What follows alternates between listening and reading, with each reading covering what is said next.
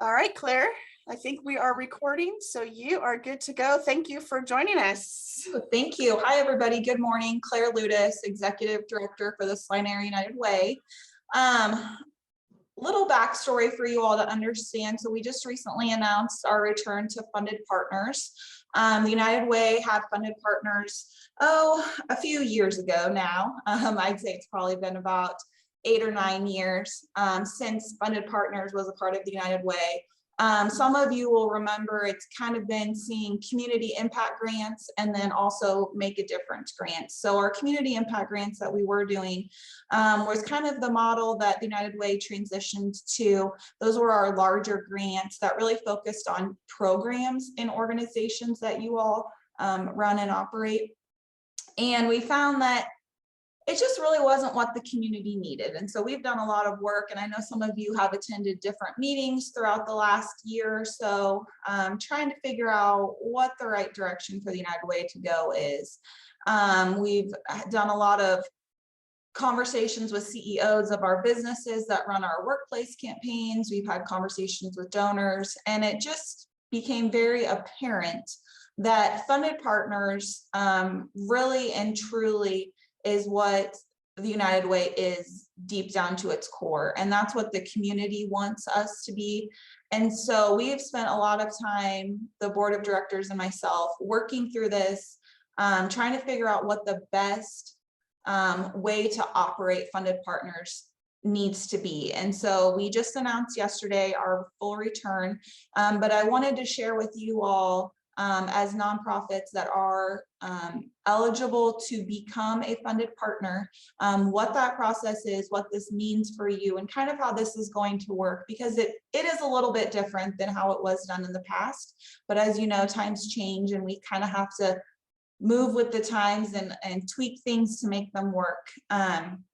So for those of you that do remember funded partners in the past and possibly were a funded partner, you will remember that when applying your yearly funded partner app, you would say how much money you wanted, and then the cabinet or United Cabinet committee would go through and say, okay, well, you know, throughout volunteers, this is kind of what we can give you. This is what's going to be. This is what we've come to the conclusion. And so you would already know what you were going to receive prior to the campaign starting. Well, unfortunately, that kind of can get you into some trouble when you're promising money that you don't have. And so we have kind of now flipped that. And so you will apply to be a funded partner, but you will not ask for money at the beginning. So I'm going to go ahead and kind of show all of you what, when you're on our website, this is what it looks like. You'll go to the Funded Partners tab up here at the top and click on that. And we have a couple different links. And the main link that you all are looking for is the Funded Partners application link. And so this is what this looks like now. This is the new funded partners application, that if this is something your organization decides that you want to be a part of, this is where you'll find it. And I'm just going to briefly kind of run through this and what this means from you all, what the expectations are, and then help you understand why this could be very beneficial to your organization. So, like any grant that you've probably all written or seen, you do need to tell us how your organization's mission and the need for which you are looking for funding to use it. So whether that be you have a program, whether that be you need money to operate your organization, anything of that nature, it's going back to strictly how it used to be. You can use this money to sustain your organization. And I know I can speak for a lot of you on this call that have been in the nonprofit sector for many years. The opportunity to find funds to operate and sustain your organization is very limited. When you apply for grants, majority of those organizations that you go to ask for grant funding, they want you to start a new program. And we all know, okay, that's fine and great. We can start new programs, but how do you want us to sustain these programs if you're only going to give us the money to start it? And so that's kind of where the United Way has was connecting that piece for everybody. We were helping you sustain your organization because we had different access to funds than you all do. And that key thing is payroll deduction, as I know a lot of you know. So we are fortunate that we have a good portion of businesses here in the Salina community that allow us to come into their businesses and encourage their employees to give through payroll deduction. They can give small amounts every paycheck that then can grow to a large amount over the course of a year. So whereas somebody might just say, oh, hey, I'm gonna write a $20 check to Angie at the Y for a donation. That's great, $20, of course Angie's gonna take that $20. But let's think about if we can break that down, you know, once or twice a month to what we try to push is $7.85. You know, you do that over a course of 26 pay periods, and now you're looking at $204 that you've been able to give the organization over the course of a year, rather than just that $20 one time. And so the hope is that you encourage people to do that. And if we can all work together to do that, think about what we could raise all together. And so that is what we're asking for the first piece when you're applying for funded partners. And then of course it goes down here, as you'll see, and this is very similar to what the application looked like in the past. We have slimmed it down quite a bit for those of you that do remember it from the past, but we would like to have a list of your names and addresses of your governing body.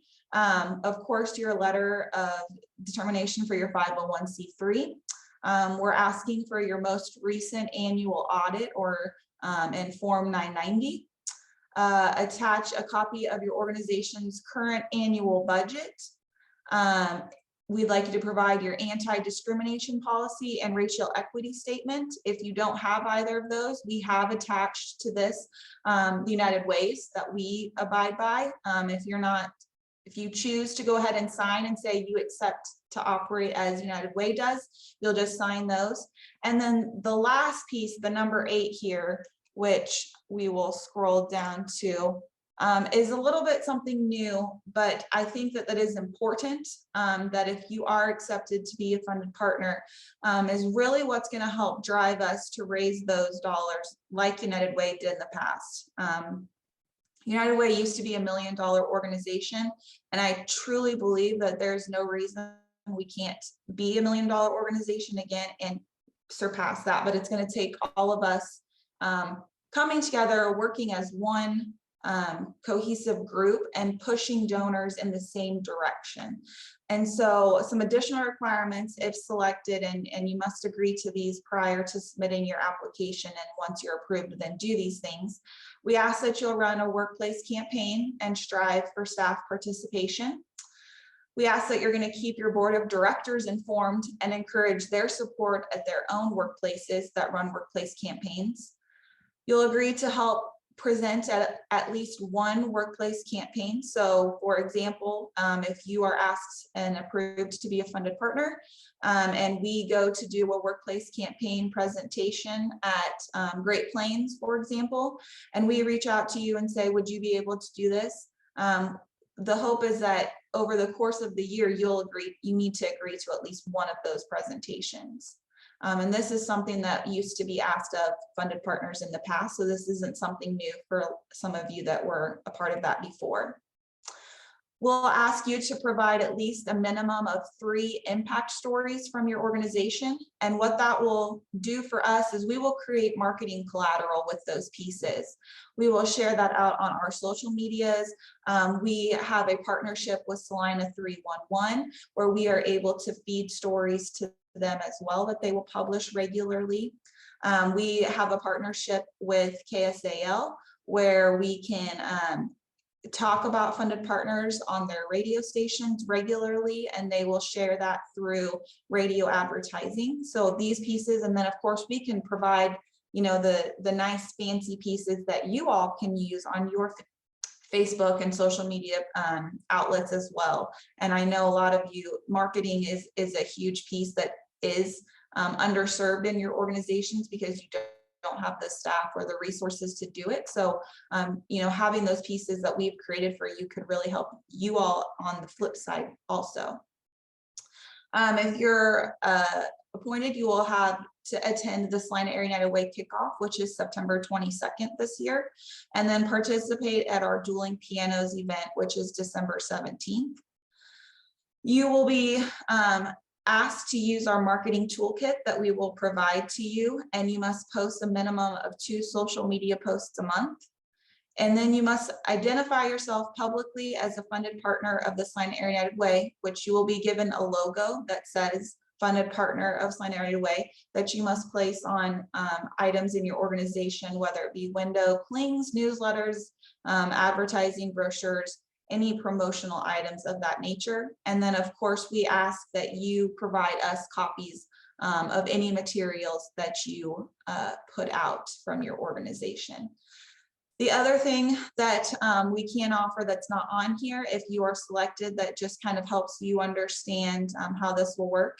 We also have a partnership with Meridian Media. So you will get the same deal that we do.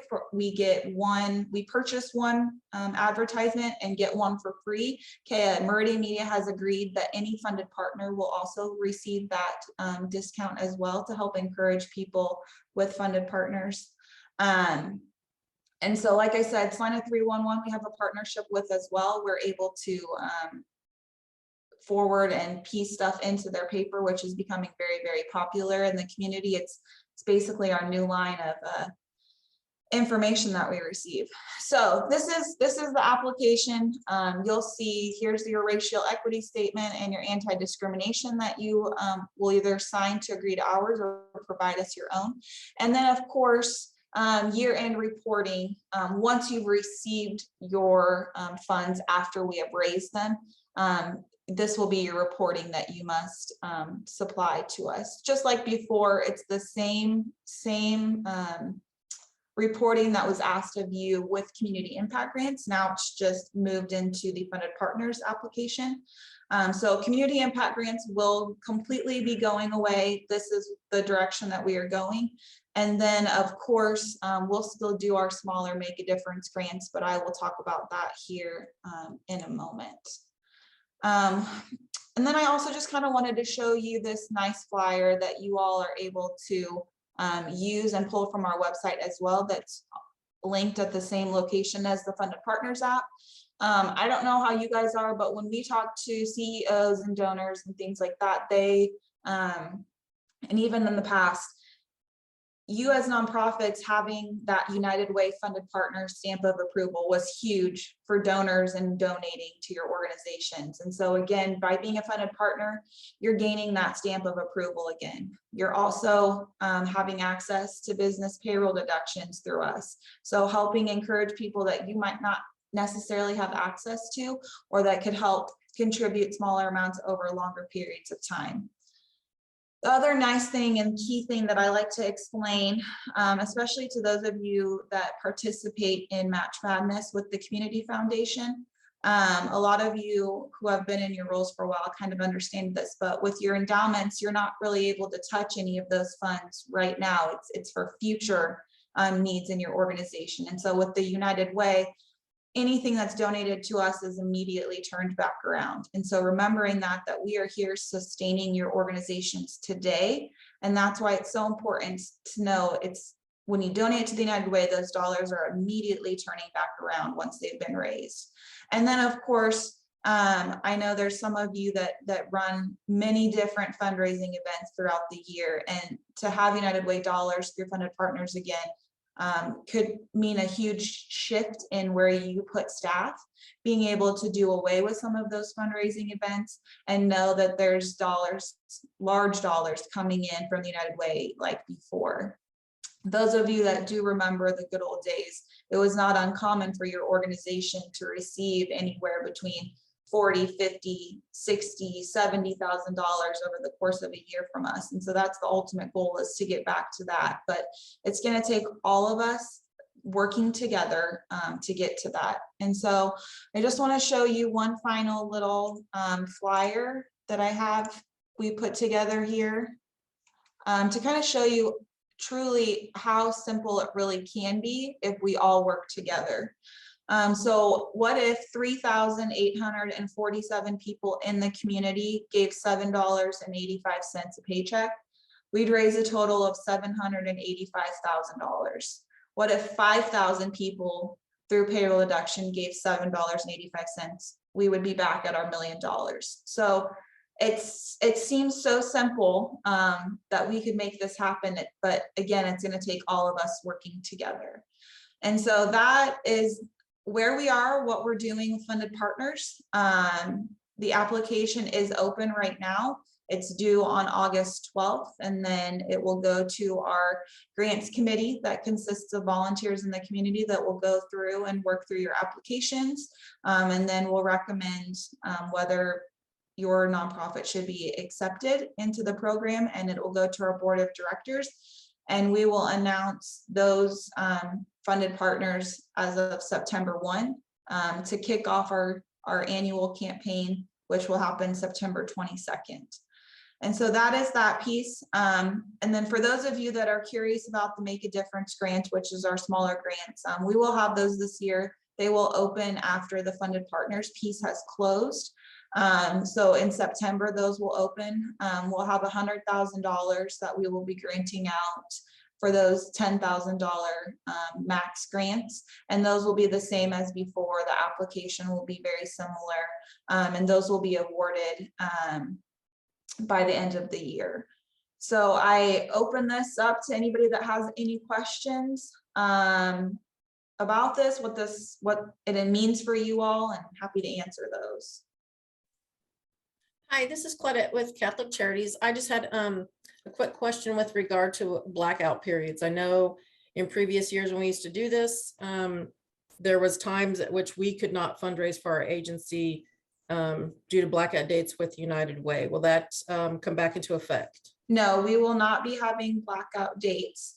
But the hope is that, like I mentioned, those that are funded partners and working together, it will eliminate some of the smaller fundraising events that you guys have to do that will help us kind of pick up and bring in those dollars that you would have maybe gotten from those, and then make our pool much bigger in funds so that we can give those dollars to you. So no blackout periods at this time. And there's really no intent to go to that direction ever again. So. Nice. Claire, I have a quick question, Michelle Peck, and some of you might think, why would the garage need money? We would be doing with our Safe Kids of Kansas. We are the Safe Kids of Kansas partner for all of central and western Kansas, and we give away free car seats to children and families. And in that sense, my question is if we sign this paperwork and we want to apply to be a funded partner, there's a lot of rules and a lot of requirements. What is the disparity? I mean, will someone be a $20,000 funded partner and someone else be a $80,000 funded partner? And are the requirements the same of both of those entities and organizations? Okay, so how this is going to work on that, great question. Right now, because this is the first year, so of course we're trying to get this figured out the way it needs to be. There'll obviously be tweaking as we go forward. As of right now, funded partners, everybody is getting from the same pool of funded partner money. So once we have raised it all, you won't actually receive your money for over a year from now, because our campaign has to take place first. And we have to get all of those funds. So the goal is that we are all working together, which means pushing everybody in the same direction, which means we're raising more money. And then come the end of the year, once we know where we're at, then the money is evenly distributed between all funded partners. No one will receive more money than the other. Now, the key thing is though, we have these additional requirements that we're asking of you, where, social media posts, running your campaign, yada, yada, yada. There'll be a Google Doc given to those funded partners. And once the funded partners are selected and, accepted, we'll have a meeting that kind of goes over this, but there will be a Google Doc that you will pull down and, okay, I've posted my 2 social media posts for the month. I fill that in on the Google Doc. Then we see that. We verify that you've done it.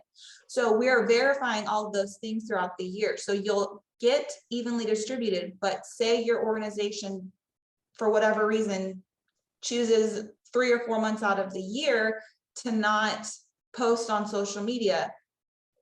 Going forward, you have to apply every year to be a funded partner, because we have so many nonprofits doing great things.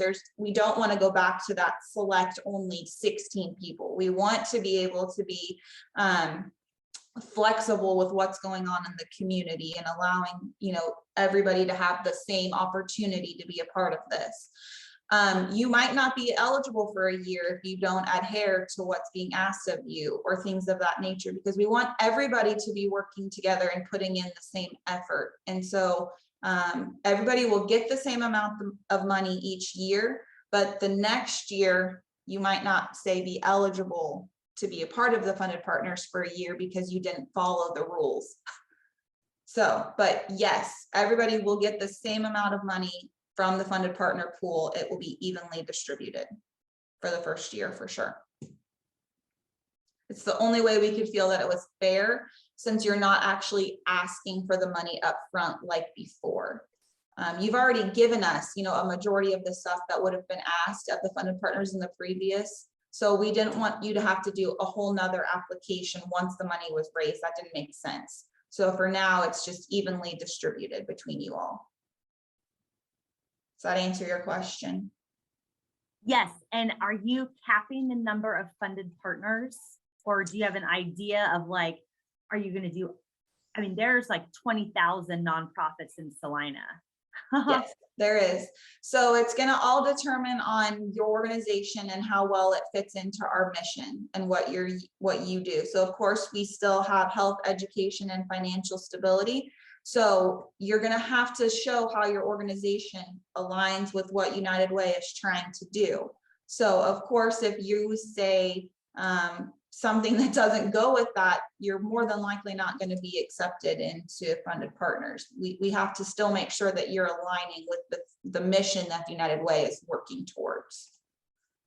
Does your board or these committees have kind of like It's a scoring. Like, are you looking rubric. at 16 or 60? Do what? I'm sorry, Michelle, say that again. Are you looking at 16 funded partners as an ideal number, or more like 60 or 600? I'm just trying to get a range of what you're expecting when you do this new process. Of course, we want you all to receive as much money as possible. That's the ultimate goal. So, if 60 people apply, we're probably not going to take all 60 of you. There's a pretty good chance that the board is going to dial it back a little bit for the first year, because what benefit does it do for you all if there's 60 of you and you each only get 5,000? That's really not going to do anything. So I would say the board is really leaning towards anywhere between 10 and 15 funded partners for the first year. We have a goal that we have in mind that we'd like to bring in, and with that, it would hopefully give those agencies anywhere between 30 to 50,000. Sounds fair enough. So, perfect. Claire, Lori had to drop off, but in the chat, she asked when the funding allocation would begin. So it's not really an allocation. So what it's going to be is by December of 2023, we'll have all the money in that would have been campaigned for that year. So you'll know by the end of 2023 what amounts you'll be getting roughly in the first quarter of 2024, so that you can budget for that. I know some of you don't run on a normal calendar year. So you would then be able to, have that in time for your June planning of your budget in 2024. But it seems like a long way out, and I understand that that can be kind of concerning to some of you with the timing. But like I mentioned, we have to raise the money first. And so we can't be promising money that we don't have like they did in the past. So we have to physically get that in our hands before we can give it to you all. So that's why that time frame is a little bit, seems a little bit delayed, but you'll get a lump sum check at the end once the funds have been raised.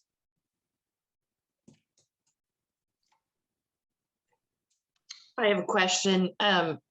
is this a process that you do year to year, that you apply every year? It could be different groups getting money. It wouldn't necessarily be the same groups year to year, possibly the same, but not necessarily. Is that correct? Correct.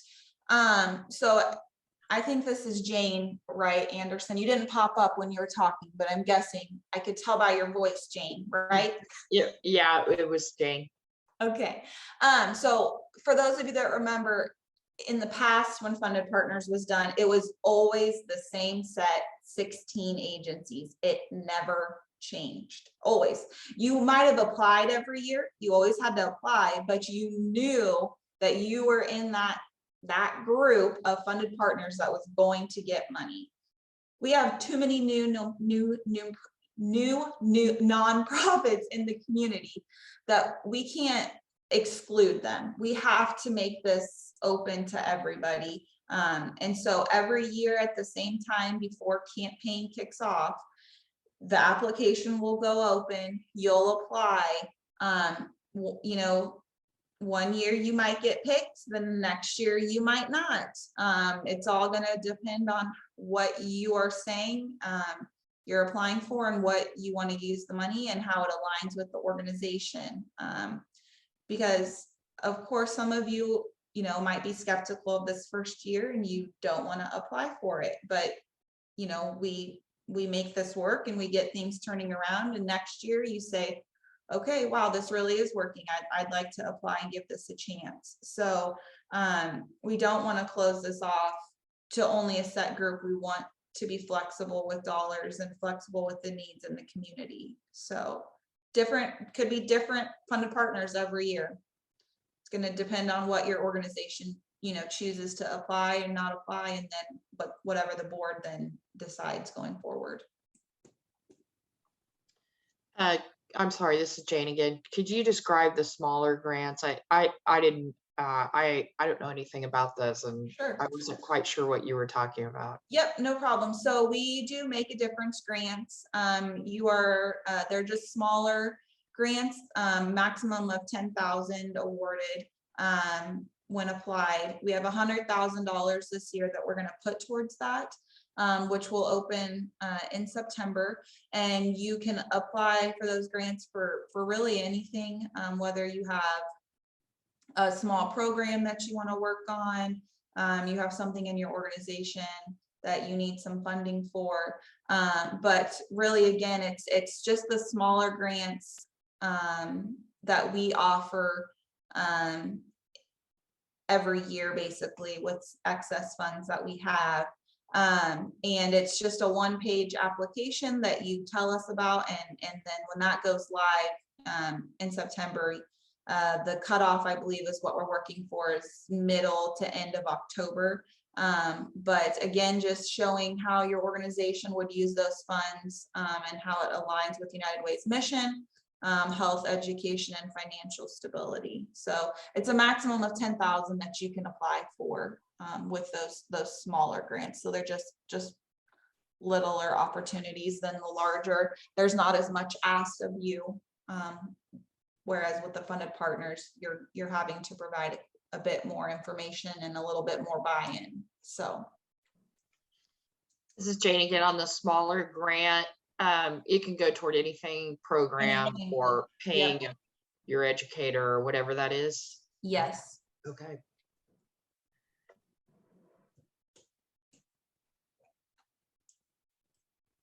What other questions do we have?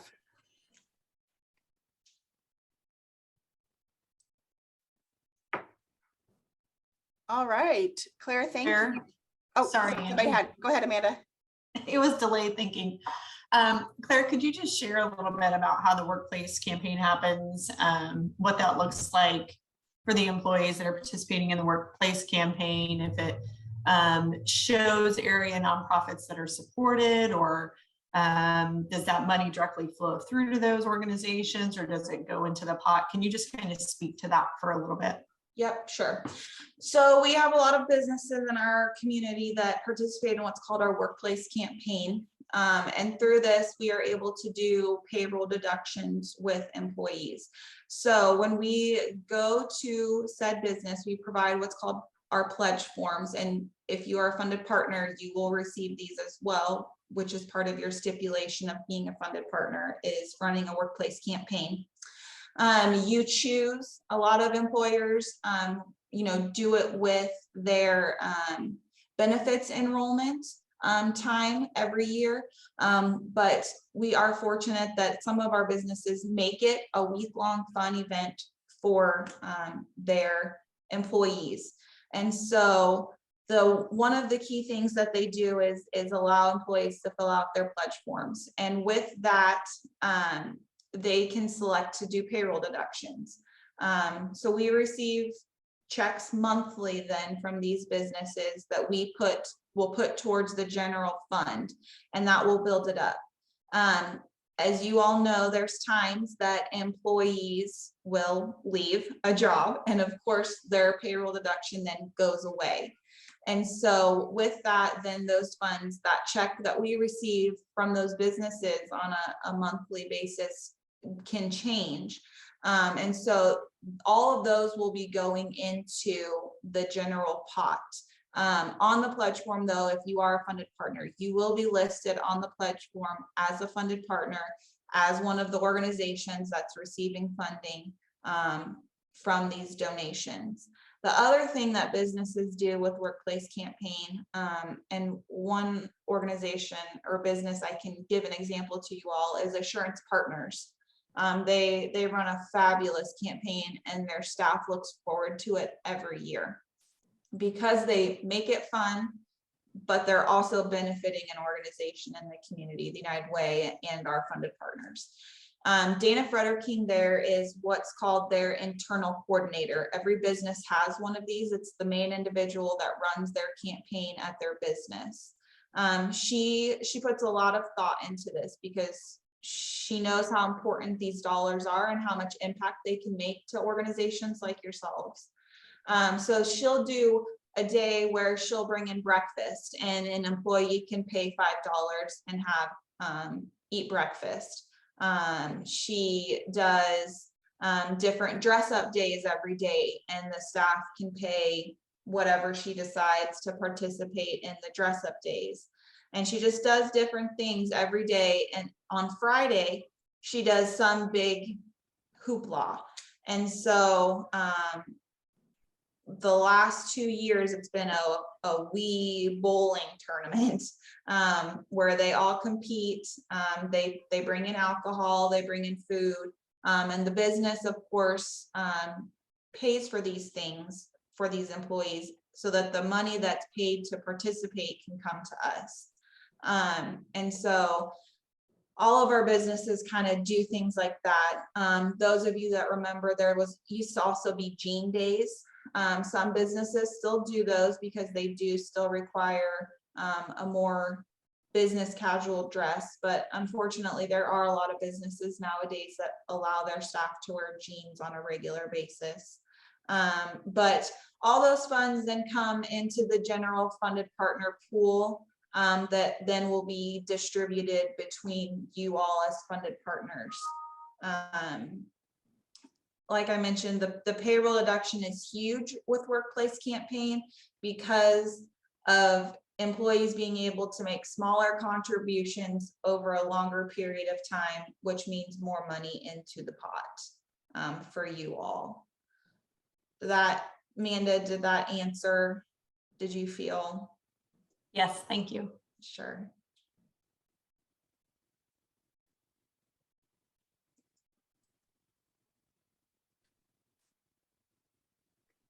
So the resources are available on your website.